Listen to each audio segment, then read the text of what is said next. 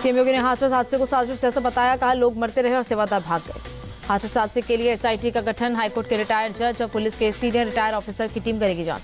CM योगी ने अखिलेश यादव को दिया जवाब, कहा कुछ लोगों की फितरत होती है दुखद हादसे में भी राजनीति ढूंढना। हाथरस में ग्राउंड जीरो का सीएम योगी ने लिया जायजा, अफसरों के साथ की मीटिंग, अस्पताल में घायलों से की मुलाकात। सूरजपाल सिंह और भोले बाबा के खिलाफ साल 2000 में आगरा में दर्ज हुआ था केस, पाखंड फैलाने के आरोप में जेल भी गया था बाबा। हाथरस हादसे पर बोले एसपी सांसद अवधेश प्रसाद, घटना के लिए राज्य सरकार जिम्मेदार, सरकार और प्रशासन की लापरवाही से हादसा हुआ, मामले की उच्चस्तरीय जांच हो। हाथरस हादसे पर बोले आरजेडी नेता मनोज झा, क्या ये देश हादसों का देश बनकर नहीं रह गया? सरकार को सरोकार की नहीं, सिर्फ सरकार बनाने की चिंता। हाथरस सत्संग हादसे पर बोले यूपी के मंत्री संदीप सिंह, घटना बेहद दुखद, जिम्मेदार लोगों के खिलाफ सख्त कार्रवाई होगी। सिकंदरा मऊ के एसडीएम ने हाथरस के डीएम को भेजी रिपोर्ट, कल सत्संग में हुए हादसे के वक्त मौके पर मौजूद थे एसडीएम। सहारनपुर से कांग्रेस सांसद इमरान मसूद ने हाथरस का दौरा किया, बोले वहां हर तरफ सिर्फ लाशें थी, सरकार से अनुरोध है कि राहत के कामों में तेजी लाएं। हाथरस हादसे पर बोले अखिलेश यादव, सरकार और प्रशासन की लापरवाही से इतने लोगों की जान गई, हादसे के लिए पूरी तरह से सरकार जिम्मेदार। हाथरस हादसे के बाद भोले बाबा फरार, तलाश में पुलिस की दबिश लगातार जारी, बदायूं, फर्रुखाबाद, हाथरस, अलीगढ़, कासगंज में 8 जगहों पर छापेमारी। पुलिस एफआईआर में मुख्य आयोजक देव प्रकाश मधुकर का नाम, महेश चंद्र, अनार सिंह, संजू यादव, चंद्रदेव और राम प्रकाश भी कार्यक्रम के थे करता धरता। हाथरस सत्संग हादसे में शुरुआती जांच में पुलिस का खुलासा, सूरजपाल सिंह नाम के बाबा का असली नाम अलीगढ़, आगरा और राजस्थान है, बाबा के 3 ठिकाने। नारायण सरकार के ट्रस्ट ने हादसे से झाड़ा पल्ला, मैनपुरी आश्रम ट्रस्ट के सदस्य राकेश बाबू बोले जो भगदड़ में मारे गए वो अपनी मौत के खुद जिम्मेदार। हाथरस हादसे पर अलग अलग टीमों का एक्शन, भोले बाबा के आश्रम और जमीनों की जांच शुरू, मैनपुरी समेत कई जगहों पर राजस्व टीम ने खंगाले दस्तावेज। राज्यसभा में भी पीएम मोदी के तीखे तीर, कहा विपक्ष में सच सुनने की ताकत नहीं, करप्शन, इमरजेंसी, मणिपुर को लेकर घिरा।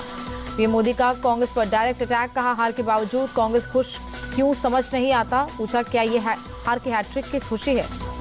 संविधान की धज्जियां उड़ाने वाले हमें संविधान ना सिखाएं, कांग्रेस पर बरसे पीएम, कहा इमरजेंसी के दौरान संविधान पर बुलडोजर चला। भ्रष्टाचार को लेकर भी मोदी ने कांग्रेस को घेरा, भ्रष्टाचारी कानून से बच नहीं सकता, ये मोदी की गारंटी। विपक्ष के वॉकआउट पर पीएम का तंज, ये जनादेश को पचा नहीं पा रहे, मैदान छोड़कर भागना ही विपक्ष की नियति। राज्यसभा में भी पीएम ने नीट मामले पर दिया बयान, कहा इस संवेदनशील मुद्दे पर राजनीति न हो, युवाओं के भविष्य के साथ खिलवाड़ नहीं होने देंगे। विपक्ष के वॉकआउट पर सभापति धनखड़ ने जताई नाराजगी, कहा विपक्ष ने मुझे नहीं संविधान को पीठ दिखाई। राज्यसभा सभापति जगदीप धनखड़ ने कहा संविधान हाथ में रखने की नहीं, जीने की किताब है। गुजरात में कांग्रेस दफ्तर में हुए हमले की राहुल गांधी ने की निंदा, बीजेपी के लोग हिंदू धर्म के मूल सिद्धांतों को नहीं समझते। दिल्ली में बीजेपी का राहुल गांधी के खिलाफ प्रदर्शन, हिंदुओं पर दिए बयान पर जताया विरोध। पक्ष के वॉकआउट करने पर बोले मल्लिकार्जुन खड़गे, पीएम ने सदन में गलत बातें की, झूठ बोलना उनकी आदत। मल्लिकार्जुन खड़गे के समर्थन में उतरे शरद पवार, कहा वो एक संवैधानिक पद पर उनका सम्मान होना चाहिए। बीजेपी के राष्ट्रीय संगठन महामंत्री बीएल संतोष से मिले यूपी के डिप्टी सीएम ब्रजेश पाठक, दोनों नेताओं के बीच कई अहम मुद्दों पर हुई बातचीत। बीजेपी नेता सीटी रवि ने कर्नाटक सरकार पर साधा निशाना, बोले सिद्धरामैया सरकार में भ्रष्टाचार बढ़ा, कर्नाटक की जनता को लूट रही है कांग्रेस सरकार।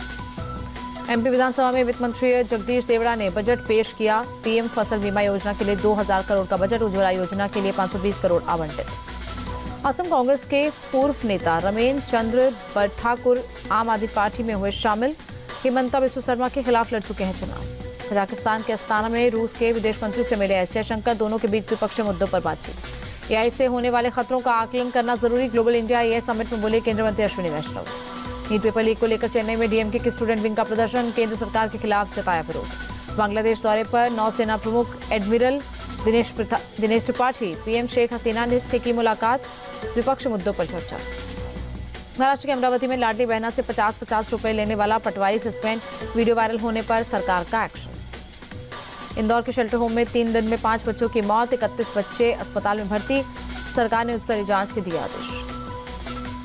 हिमाचल के मंडी में तेज बारिश से नेशनल हाईवे के एक हिस्से में आई दरारें, चंडीगढ़ मनाली के बीच यातायात प्रभावित। अयोध्या में भारी बारिश से जगह जगह जलभराव, सरयू नदी का जलस्तर बढ़ा। असम के होजाई में कंक्रीट का पुल बहा, कपिली नदी ने खतरे के निशान को पार किया। पिथौरागढ़ के धारचूला में लैंडस्लाइड, मलबा आने से सड़क हुई बंद। कर्नाटक के मंगलुरु में मूसलाधार बारिश, सड़कें हुई जलमग्न, यातायात प्रभावित। गुजरात के जूनागढ़ में मूसलाधार बारिश, सड़कें डूबने से 30 गांवों का संपर्क टूटा। बठिंडा में सब्जियों की कीमतों में बढ़ोतरी, प्याज 60 रुपए तो टमाटर 70 रुपए किलो के पार। उत्तर 24 परगना के न्यू बैरकपुर में ईडी की छापेमारी, सहारा फाइनेंस लिमिटेड में अनियमितताओं से जुड़े केस में कार्रवाई। राजस्थान के दौसा में सड़क हादसे में 3 लोगों की मौत। खाटू श्याम जी का दर्शन कर वापस लौट रहे थे श्रद्धालु। रामबन में आर्मी पुलिस के जवानों ने टाला बड़ा हादसा। ब्रेक फेल लंगर वाहन को कड़ी मशक्कत से खाई में गिरने से रोका। न्यूयॉर्क में भारत के महावाणिज्य दूतावास की पहल। भारतीय छात्रों को अमेरिका की कंपनियों में इंटर्नशिप कराने में देगा मदद। बारबाडोस से वापस लौट रही भारतीय क्रिकेट टीम कल दिल्ली पहुंचेगी। तूफान की वजह से फंसी थी।